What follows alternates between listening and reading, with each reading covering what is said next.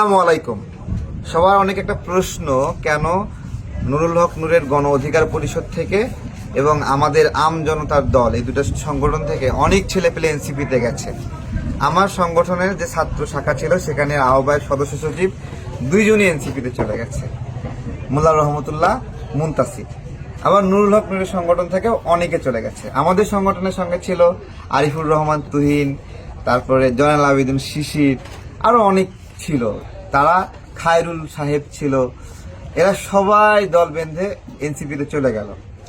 একইভাবে নুরুল হক নূরের সংগঠন থেকেও চলে গেল। প্রশ্ন হলো কেন চলে যাচ্ছে। আজকে একটা ভিডিও দিচ্ছি। রেল ভবনে তারেক নাহিদ, সে সিলেট অঞ্চলের একজন সংগঠক, এনসিপির। আগে গণ অধিকার করতো, আমরা একসাথে গণ অধিকার পরিষদের হয়ে আন্দোলন সংগ্রাম করেছিলাম। গণ অধিকার পরিষদ দুই ভাগ হওয়ার পরেও সে গণ অধিকার করতো। তো গণ অধিকার পরিষদ দুই ভাগ হওয়ার পরেও আমরা 24-এর গণ অভ্যুত্থানে অনেক বড় অবদান রাখার চেষ্টা করি এবং আমাদের সামর্থ্য এবং সক্ষমতা অনুযায়ী আমরা কাজ করি। আমাদের সংগঠন থেকে গণ অধিকারের যে খণ্ডিত অংশ আমরা ছিলাম, সেখান থেকে 7 জন আমাদের সহযোদ্ধা মারা যায়, অনেকে গুলিবিদ্ধ হয়, 100-র উপরে আহত হয়। এই ছোট সংগঠন থেকে এতজন মারা যায়। নুরুল হক নূরের সংগঠন থেকেও অনেক মারা যায়। কিন্তু এই গণ অভ্যুত্থানের পরে এনসিপিতে চলে যায় এই যে তারেক নাহিদরা, আরিফুর রহমান তুহিন, জয়নাল আবেদিন শিশির, তারপরে নুরুল হক নূরের সংগঠন থেকে অনেক চলে যায়, খায়রুল সাহেব চলে যায়। তো কেন চলে যাচ্ছে তার একটা প্রমাণ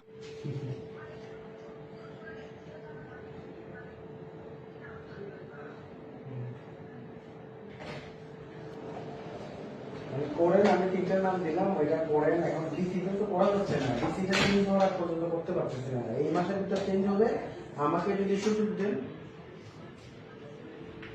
হলো এই যে দেখছেন না, ভিডিওটা দেখছেন, তারেক নাহিদ রেল ভবনে গিয়ে সেখানে বসে বসে বিভিন্ন জনের বদলি করছে, চাকরি দিচ্ছে, নিয়োগ বাণিজ্য করছে, আবার বলছে জেলা প্রশাসক তাকেও নাকি সরাবে। তো বুঝ দিচ্ছে এইভাবে যে আপনি দুশ্চিন্তা করেন না, যে জেলা প্রশাসক আছে ওর মেয়াদ শেষের দিকে, ওইটা হইলেই আপনি জেলা প্রশাসক হিসেবে নিয়োগ পাইবেন। তো এটা হলো এনসিপির একটা কমন ব্যবসা। এনসিপির যারা উপজেলা পর্যায়ে আছে তারা উপজেলা পরিষদে গিয়ে উপজেলা প্রশাসকের ছুড়ে দেওয়া হাড্ডি কাম চষে, আর জেলা পর্যায়ে জেলা প্রশাসক 2-1টা হাড্ডি ছুড়াই দিলে এনসিপির সদস্যরা সেই হাড্ডি চষে। আর ইউনিয়ন পর্যায়ে ওইখানেও হাড্ডি আছে, কিছু হাড্ডি কোনো জায়গায় কম নাই। আর যারা আরো বড় সমন্বয়ক তারা দেয় হলো সচিবালয়ে গিয়ে, ওইখানে সচিবরায় 2-1টা করে হাড্ডি ছুড়াই দেয়, এগুলো তারা নিয়ে চষে। একটা গণ অভ্যুত্থানের পবিত্রতম লড়াইয়ের মধ্য দিয়ে আমরা স্বৈরতন্ত্র থেকে মুক্তি পাইলাম এবং সেই গণ অভ্যুত্থানের যেই ব্র্যান্ড অ্যাম্বাসেডর যারা, তারা এরকম করে এই যে নিয়োগ বাণিজ্য লুটপাটে জড়ায় পড়লো। আচ্ছা, শুধু কি এই যে তারেক নাহিদের মতো গণ অধিকার পরিষদ থেকে চলে যাওয়া আসিফ মাহমুদ, নাহিদ ইসলাম, ওরাও তো গণ অধিকার পরিষদের ছিল, এখন স্বীকার করবে না। হ্যাঁ, গণ অধিকার পরিষদ থেকে যখন আমি 2 ভাগ হয়ে আমি আলাদা চলে আসলাম, তখন এই আসিফ নাহিদ আমার সাথেই একমত হয়ে সেখান থেকে পদত্যাগ করে, আমার সঙ্গে একমত হয়ে পদত্যাগ করে। ঠিক আছে, এখন বিষয় হলো আমরা অনেক হতাশায় ভুগতেছিলাম যে আমরা আসলে আমজনতার দলের সহযোদ্ধারা, আমজনতার দল গঠিত হওয়ার পরে কিন্তু একজনও চলে যায় না এনসিপিতে, একজনও না। গঠিত হওয়ার আগে আমরা যে আলাদা একটা অংশ ছিলাম, ওই অংশ থেকে এই যে সাদ্দাম চলে যায় সহ আরো অনেকে চলে যায়। আমরা খুব হতাশায় ভুগতেছিলাম যে আমরা কি কোনো ক্রাইম করছি যে আমাদের ছেড়ে সবাই চলে যাচ্ছে। আমরা ভারতের আগ্রাসন বিরোধী লড়াই করি, কিন্তু এভাবে চলে যাচ্ছে কেন? খুবই খারাপ লাগতেছিল, হতাশ লাগতেছিল। কিন্তু এখন আবার খুব ভালোও লাগে। যেমন যে আমাদের এখান থেকে যে ছাত্রের সভাপতি সাধারণ সম্পাদক চলে গেছে, ওরা এখন মংলা বন্দর নিয়ে লটর পটর করে। একজন মংলা বন্দরের উপদেষ্টা হয়েছে, ওইখানে কিছু লাড়াচাড়া করলে টাকা পয়সা পায়, এইটা। তো আমার খুব ভাল লাগে যে এই যে অর্থের লোভ যারা করে আমাদের এখান থেকে চলে গেল, এই মানুষগুলোকে নিয়ে যদি আমরা থাকতাম তাহলে এই খারাপ মানুষগুলো আমাদেরকে ইনসিস্ট করত। আমাদের এখান থেকে চলে গেছে, এই একটা অংশ কি করছিল জানেন? গাজী নামে এক কোম্পানি আছে না, গাজী, দস্তগীর গাজী, তার কোম্পানিটা দখল করার একটা ষড়যন্ত্র করছিল এবং সে ষড়যন্ত্র করছে যে এরা আওয়ামী লীগের দোসর, এদের দখল করতে হবে। ঠিক আছে, গাজী কোম্পানি যখন আগুনে পুড়ে গেল আমার খুব খারাপ লাগছিল। দেশের কোম্পানি এবং এটা ভারতীয় টায়ার টিউব এগুলোর সঙ্গে বিট করে বাংলাদেশে ব্যবসায়ী করে, তার মানে বাংলাদেশের উপকার করে। হোক আওয়ামী লীগ, আমরা ওই সময় গাজী কোম্পানিতে আগুন লাগাতে দেই নাই, পল্টনের যে অফিসটা আছে আমাদের অফিসের নিচে কিছু করতে দেয় নাই, এবং আমরা পাহারা দিছি পর্যন্ত। আমার সংগঠনের সহযোদ্ধা যারা এখান থেকে এনসিপি চলে গেছে তারা ষড়যন্ত্র করছিল যে গাজী দখল করবে। আমরা বলছি না, তোমরা গাজী দখল করতে পারবে না। তখন তারা বলছে আপনাদের সঙ্গে থাইকে আমাদের লাভ কি, আমাদেরকে বলছে যে পররাষ্ট্র মন্ত্রণালয়ে আমাদেরকে পিএস বানায় দেন। আমি বললাম না, এটা আমাদের কাজ না, আমরা বলছি এটা আমাদের কাজ না। হ্যাঁ, এখান থেকে চলে গেছে এনসিপিতে। তো কেন গণ অধিকার পরিষদ বা আম জনতা দল বা অপরাপর দলের সহযোদ্ধারা মন খারাপ করবেন না? কেন জানেন? কারণ আপনারা যারা এখানে রয়েছেন তারা লোভ করেন নাই, আর যারা এখান থেকে চলে গেছে এনসিপিতে তারা এই যে হাড্ডি চুষার জন্য গেছে এখান থেকে। তারেক নাহিদ আছে না, দেশের নিয়োগ বাণিজ্য করতেছে রেল ভবনে বসে বসে। এখানে মাহিন সরকার রেল ভবনে কি করে? মাহিন সরকারের রেল ভবনে কাজ কি কি কাজ? এই যে মাহিন সরকারের নাম জুলকার নাইন শের ভাই সব ফাঁস করে দিছে। কোন কোন সমন্বয় এখানে বসে বসে নিয়োগ বাণিজ্য বদলি বাণিজ্য করতেছে, জেলা প্রশাসক নিয়োগ দেবে।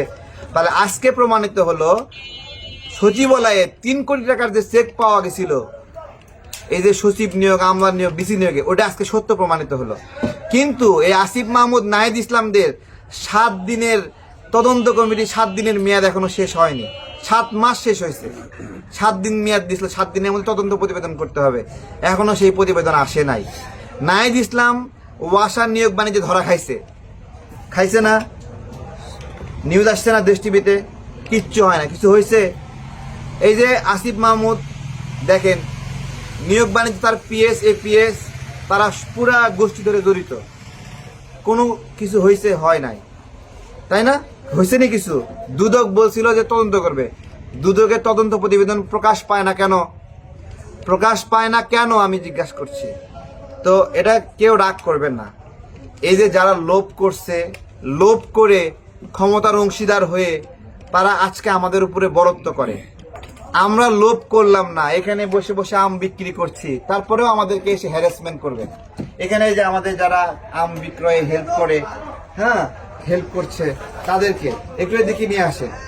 সারাদিন খেটে খুটে এখান থেকে আম সংগ্রহ করি, ওখান থেকে আম সংগ্রহ করি, আমাদেরকে উল্টা খোঁড়া দেয় যে আম তারেক তো এখনো বিবেক বিক্রি করেনি তোমাদের মতো।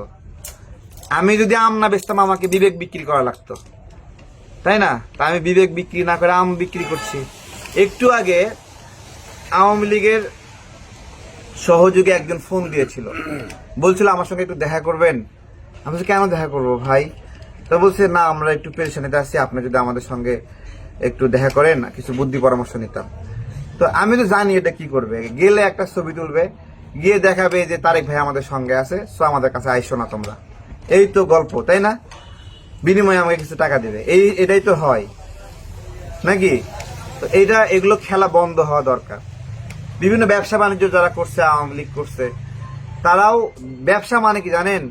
ব্যবসা মানে দেশের উপকার করা। যে ব্যবসা করে দেশের উপকার হয়, ঠিক আছে? একটা কোম্পানি বড় ব্যবসায়ী হোক, সে আওয়ামী লীগ করতো, তার আন্ডারে 5,000 10,000 লোক চাকরি করছে, ওই লোকগুলো যদি এখন বেকার হয়ে যায় তাহলে কি? আমার মতামত কি জানেন? যাদের বড় বড় ব্যবসা আছে, 10,000 15,000 লোক আছে, তারা যদি আওয়ামী লীগও করে, গ্রেপ্তারও থাকে, তাদেরকে জেলখানায় একটা মোবাইল দেন, একটা ক্যালকুলেটর দেন, বলেন যে তোমরা এই যে ব্যবসার হিসাব নিকাশ করবা, এখান থেকে করো, ব্যবসাটা চালাও, মানুষের কর্মটা চালু থাকো। হ্যাঁ, এই যে বিভিন্ন জায়গায় যায় টুটি চিপে ধরা যে আওয়ামী লীগের দোসর ব্যবসায়ী, এগুলো মব বন্ধ করতে হবে। দেশ এখন মেরামত করার সময়, স্থিতিশীল হওয়ার সময়। এই সমন্বয়কদের নিয়োগ বাণিজ্য বন্ধ করতে হবে, এইসব খেলা আর চলবে না। এদেরকে সচিবালয় থেকে বের করতে হবে, জেলা প্রশাসক থেকে বের করতে হবে, সব জায়গায় বের করতে হবে, ঘাড় ধাক্কা দিয়ে বের করতে হবে। হ্যাঁ, হাড্ডি চুষা, হ্যাঁ হাড্ডি চুষে এই এনসিপিতে যদি এই নিয়োগ বাণিজ্য করার সুযোগ না থাকতো, এই হাড্ডি চুষার সুযোগ না থাকতো, ঠিক আছে, এটার দিকে কেউ তাকাতেও না এটার দিকে কেউ। এখানে ধান্দামি করার সুযোগ আছে, নিয়োগ বাণিজ্য করার সুযোগ আছে, চান্দাবাজি করার সুযোগ আছে, বন্দর দখল করার সুযোগ আছে, ব্যবসা বাণিজ্য দখল করার সুযোগ আছে। তাই এখানে গিয়ে সবাই মাথা ঠেকায় দেয়, সেও কিছু হয়তো পাইব। তো যে সকল সহযোদ্ধারা মনোকষ্টে ছিলেন, আপনাদের সুদিন শুরু।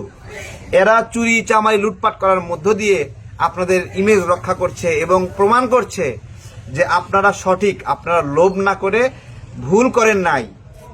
ভাই, এটা রাজনীতি একদিনের জিনিস না। আজকে আমি যে লোভটা ত্যাগ করলাম, এর প্রতিদান আল্লাহ আমাকে দেবে। দেশবাসী বিচার বিশ্লেষণ করবে যে আমি যে কষ্ট এবং সাফারিংসটা বহন করছি, আমরা কম ক্ষতিগ্রস্ত হই নাই। এনসিপির ওটা কি ক্ষতিগ্রস্ত হয়েছে? 3 বার গুম হয়েছি, প্রত্যেকবার কমপক্ষে 5 লক্ষ টাকা ব্যবসায়িক ক্ষতি হয়েছে। 5 লক্ষ টাকা মিনিমাম ক্ষতি হয়েছে। আমাকে ক্ষতিপূরণ দিয়েছে? আমি আহত হয়েছিলাম, রিমান্ডে অমানসিক নির্যাতন করেছে, আহতের ফান্ড থেকে আমাকে কেউ টাকা দিয়েছে? বলেন, আহত হিসেবে ইউনূস সাহেব কোনোদিন ডেকে বলেছে? আমাদের লড়াইটা মাঝে মাঝে মনে হয় ভিডিও করা আছে, এগুলো দেখায় দেয় ছাইরা, যে সত্যিকারের লড়াইটা আসলে কেমন ছিল দেখায় দেই। আপনারা তো দেখছেন, ওই যে বিজিবির এপিসি দখল করছি, তারপরে টিভি সেন্টারে অনেক কিছু দেখছেন আপনারা, কিন্তু আসল সত্যিকার প্রতিরোধটা যে কেমন ছিল এইটা আপনার হলো দেখাতে ইচ্ছা করে, কিন্তু দেখায় না। এগুলো দেখানো উচিত না যে কিভাবে গণ অভ্যুত্থান হয়েছে। আজকে অনেক মাস্টার মাইন্ড বিভিন্ন ধরনের উল্টাপাল্টা কথা বলে ঐক্য নষ্ট করে, আমাদের মধ্যে বিভেদ করে, বিএনপির মধ্যে বিভেদ করে, জামাতের মধ্যে বিভেদ করে। আরে হাসিনা তো ভোট চোর ছিল, তাই তো? হাসিনা খারাপ তো বুঝলাম, হাসিনা খারাপ তো ফেরেশতা ডক্টর ইউনূস ফেরেশতা না?